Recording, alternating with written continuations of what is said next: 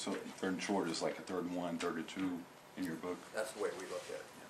Okay, and on 3rd down, the frequency with which you look to a Daniel Thomas as opposed to a Jaron Mastrud or a Brandon Banks, is that how much of that is that a product of maybe teams looking at some of those other guys, and how much of it is just you want the ball in Thomas's hands in those critical situations? Well, I mean, it's easy to say you'd like to put the ball in Daniel's hands in those type of situations, but it's equally easy to understand that defenses, understand that as well.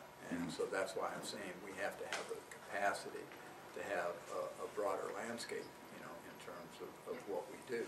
If you jump the quarterback out of there and put Daniel back there, and we can't do anything other than just run Daniel, then that's not too hard to defend against.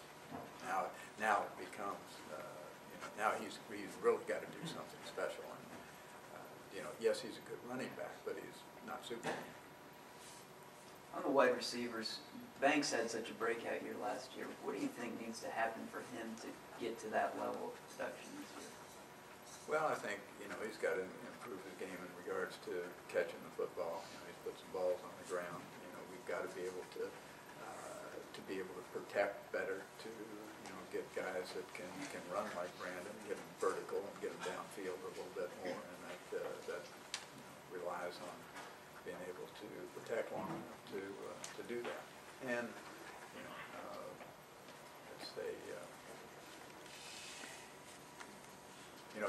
it's not all Brandon. I mean, Brandon's got to, you got to be able to find him, get the ball to him. All those things, I think, intermingle would help us to get the ball to him a little more frequently. What went into the decision to move Colin over to wide receiver? What kind of player do you see him being going forward at that position? Well, he's growing at it. He has, the size, I think, to match up well with a variety of cornerbacks that you line up and play against. He's growing as we go. He's got good hands.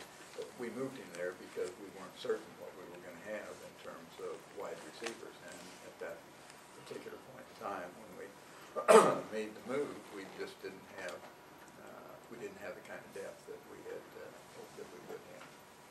You see this as a permanent thing, or? That's the way it'll be today. I can assure you that. And it kind of depends on how well he advances and the kind of progress that he makes. Foot speed wise, runs relatively well. He's not a 4.3 guy, but he's run under. He's run in the high 4.5s. He's got good enough speed for the size that he's got.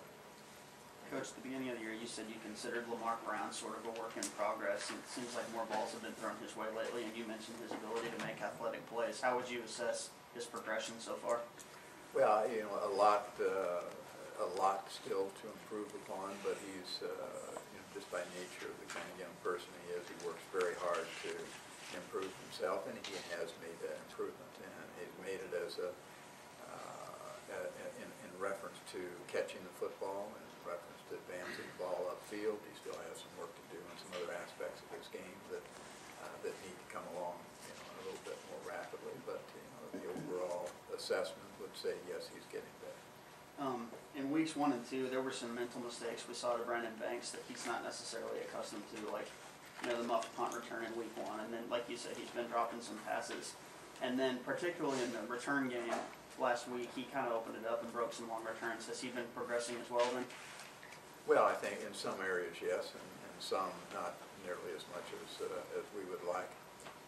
But he, in the return game, I don't know what he had, 130 yards or something, averaged nearly 40 yards right at 40 yards per return, and he had good efforts on those. But you also have to realize that, your return game is predicated on people being able to block people, and so there's 11 other guys. Not that all of them were, perfect on every snap, because they weren't, but we still have some there, but, you know, the combination of his capabilities and his speed, along with a combination of those other 10 individuals, you know, sporadically doing a good job, you know, we had some good returns.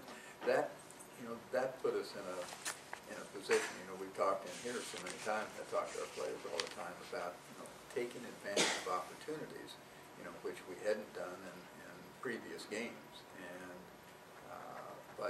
but part of that is creating the opportunities, and I thought some facets of our kicking game created some opportunities for us that, you know, put us in, you know, good field position, so to speak, and the kickoff return was one of them, or the return game. And, you know, and I thought our punting unit, you know, did a pretty decent job being able to get to the goal line and cover those shorter punts. We downed a couple of them inside the 10, and, you know, that's giving yourself an opportunity. You know, and if your defense holds, then you create some field position for yourself, and now you got to take advantage of it. So we did some of those things, but we haven't followed through with it as much as we need to. Coach, will it be at all comforting or refreshing to return home this weekend, especially after the last 2 weekends? I can't ever remember making 2 road trips like that before, and certainly not in, you know, in the preseason. And so, yeah, I mean, to answer your question, yes, it is. I mean, I think our youngsters need to get back home, but we need to, you know, you have to be able to travel. I mean, there's no doubt about it.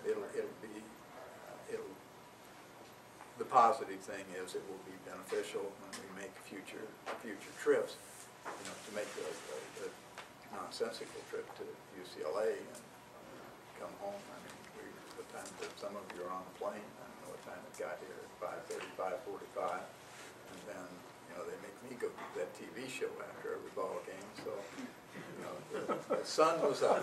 Trust me, when I came back here. So that.